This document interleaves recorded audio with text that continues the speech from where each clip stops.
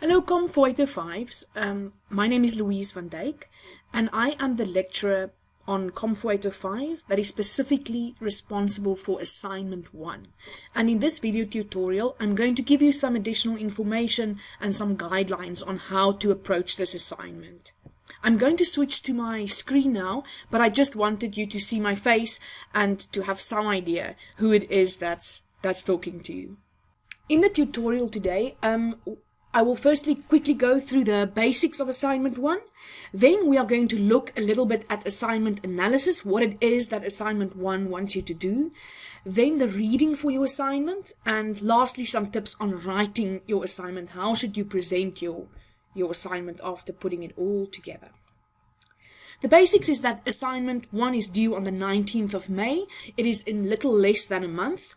Remember that you have to submit your entire assignment to Turnitin, download your Turnitin report, and submit the full Turnitin report to MyUnisa. So your Turnitin report is your assignment, in other words.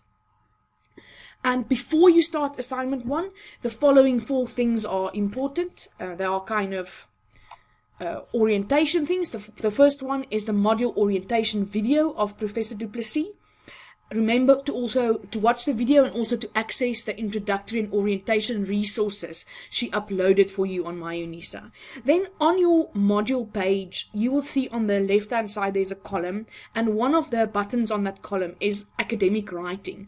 Click that link and it will open up to a website on academic writing. It's a very informative website to show you what it is we mean when we say you need to write in an academic style and use formal language, and we use certain terms when we describe academic writing, and that website gives you a very good overview on what all of that means. Then there's the access the Writing for Academic Integrity website as well. There's a link via MyUnisa. It is a website with short little video tutorials about the technical presentation of assignments, referencing sources, and also plagiarism and how to avoid it. All of those videos are actually quite important, but they are very neatly organized, so you can pick and choose which ones you want to watch or in which order. And that is a really very helpful website. And then in the last place, before you start anything, if you are new to Turnitin, access and read the Turnitin guidelines and make sure you know what's going on there before you run out of time to figure it out towards the end of your assignment 1. Now, assignment analysis. The first thing to consider is the learning objectives for the specific assignment you're busy with, because those objectives are what you essentially need to display at the end of the assignment. When your marker is finished marking your assignment, they are going to award you a mark based on whether you reach those objectives set for the assignment. Then there's an introductory section. Read that because it gives you background information, and it focuses your mind on what it is that this assignment is about. And then there's also the guidelines for completing the assignment. In assignment 1, they are quite long, so make sure you cover all those bullets and make notes of all the important things you need to remember out of those guidelines. Then you get to the assignment question. And the important thing you need there is try and figure out what is the main central question of this assignment. What are you working towards answering? And for assignment 1, it's simple. The central question is how certain advanced technologies are used in the different fields of organizational communication. That's the basics. That's the bottom line of assignment 1. Then take note of the specific criteria. In an assignment 1, the specific criteria, I would say, it's the 5 fields that are listed specifically. You must cover all 5 those fields. And then the 4 advanced technologies. You have to cover all 4 those advanced technologies in the course of the assignment. You are also asked to substantiate with examples as well as with academic literature and industry sources. So those 3 criteria are also important to jot down and to remember to attend to while writing your assignment.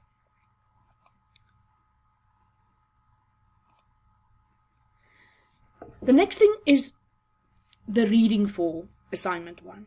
Now, in the Tutorial 101, you will see that there are some recommended books. Then there are some e-reserves, and also under assignment 1 specifically is a shorter list of the recommended and reserved reading that is relevant specifically to assignment 1. Then there's also an additional reading list in Tutorial 101, and the additional reading that's relevant to assignment 1 will also be listed under assignments 1 reading. And then Professor Charmaine will upload another additional reading list. Let's call that additional reading list number 2. That is a list I compiled for you to express some sources that I really found useful when I worked on understanding this assignment and creating my own version of assignment 1 to know what you guys are reading and what you guys are experiencing while creating this assignment. And then there's also another little additional resource I created, and that is an example of a table of contents, or maybe an example of how you can structure assignment 1 that's also available on MyUnisa. It will be uploaded when this video is uploaded. So go and download those and read all of those sources before starting to write your assignment. Then, after reading everything you need to read, start writing your assignment. Use the criteria and the keywords from your assignment analysis to guide your writing. Check your plan for your answer, like use the table of contents or use that example of an assignment structure uploaded on MyUnisa to give you guidance as to where you need to plot different information from your sources from. In assignment 1, the easiest thing to do, and truly my recommendation, it's also the way that the example table of contents is set up. I'll show that on your screen as well. Is to use the fields as your main headings, and then the technologies where they are relevant as subheadings under each field. Then, if you use that structure outline, and you have your reading done, you can start plotting your notes and quotes from your reading under the headings and the subheadings, so that by the time you are finished with this planning document, you already have a lot of information, a lot of source references and so on under each heading before you can start stringing together your sentences and paragraphs. That comes next, of course. String quotations together, interpret sources together, provide your examples, write full sentences, construct your paragraphs for each subsection and each bigger section, kind of the weaving process to write your assignment. Also make sure that you work on the bigger argument or the bigger answer, the answer to the central question, so that you don't get lost in the details and forget what this assignment is about. Remember that this assignment is asking you, how are these technologies used in the different fields? So if you come to the smaller detailed work and you discuss a field, you define a field, you give its functions, its scope, its means, its goals and whatever, then you discuss that, you define the advanced technologies and you give examples of them.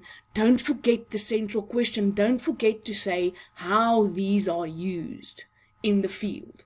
So that interpretation, how the technologies influences the field itself, how it is used, how it changes the field, how redefinition of a specific field is needed because of these technological advances. In the end, make sure that you included all the details that you needed. So check the different criteria, whether you have all the fields covered, whether you have all the appropriate detail for each field covered, whether you have mentioned and discussed all 4 advanced technologies at some point in your assignment, that you've given examples from industry, that you've integrated with academic sources and industry sources. Check all the details and check your main line of argument, whether you get to addressing the central question of assignment 1. Then at the very end, remember to check the length of your assignment to make sure that it fits within the guidelines in Tutorial 101. Then the details of the writing, I've touched on some of these already. Remember to define each field that you discussed. Each of the 5 fields needs to be defined. Then in your discussion of the various important aspects of the field, remember to cover the functions of the field, the scope, the means, and the goals of each field. Now, these terms are the way that the Angelopoulos and Barker textbook explicates each field, so you can use that as your as the backbone of your answer. But remember, it can't be the only source to inform you on the details of each field, but remember to cover all those details. Then identify those advanced technologies of the 4 that are relevant to that specific field you are discussing. So not all technologies will necessarily apply to every field, but by the end of your assignment you must have at least have covered all 4 technologies. Like on your screen now you can see my table of contents example. This is like a shortened version to give you, this is not the advanced technologies I give here under the fields. They are not like I just selected them at random to illustrate to you that you don't have to cover each and every one for each and every field, but 2 or 3 under every field needs to be covered, so that in the end you have a big discussion that covers all the fields and all the advanced technologies across those fields in a kind of a blended, balanced way. Then remember to define each advanced technology and discuss it from academic literature first, before indicating how it is applied in industry or providing examples of applications in industry. Remember to provide those examples because that is part of the criteria set for the assignment. So you must give specific examples of how that technology is working in that field from industry. Then interpret your examples and how these technologies are used by making arguments and substantiations that blends academic literature and industry literature with each other. For industry information, it's fine to use, and the examples, it's fine to use blogs and company websites and so on. And for the academic literature, you must use credible academic sources. Then, in the guidelines, you will come across a bonus activity. Now, it's for 5 bonus marks. You should write a blog post on the MyUnisa spot for blog entries. It must be a blog of about 300 words, and you must answer the question, how the 4th Industrial Revolution continues to affect organizational communication. And this must be posted, as I said, under the MyUnisa blog section. And you must include a link to your blog post under an appropriate heading in your assignment. You will also see that in my example table of contents or example of a structure. Remember to paste that link. Don't be too concerned about what you write in the blog post. The markers are not looking to scrutinize your blog post. So be creative, give your own opinion. Just post that blog post and paste the link there. Then you'll get your bonus marks. It's not about having a correct answer there. It's about having an interpretation of your own there on that blog post. Then the technical requirements, of course, always important on honors level. 10 out of 100 marks is a lot of marks that you are missing out on if you don't attend to your technical presentation. So be sure to read the CMN Hone, the 301 tutorial letter under your study material. And also the specific documents that are referred to in the tutorial letter 301 that are all under the additional resources, the folder for that tutorial letter. You will find the specific documents that it refers to. Then there's the academic for writing for academic integrity website link I spoke about earlier. That also gives you guidelines for technical presentation. Maybe it's a nice and easy way to teach yourself technical presentation. Those videos make it a bit easier to follow what you need to do and what it will end up looking like. Then that's all from me for assignment 1. There's my email on the screen. You are free to email me with some questions or if you seek further clarity. Remember to go and look for those resources under additional resources on MyUnisa relating to assignment 1. And I wish you the best of luck.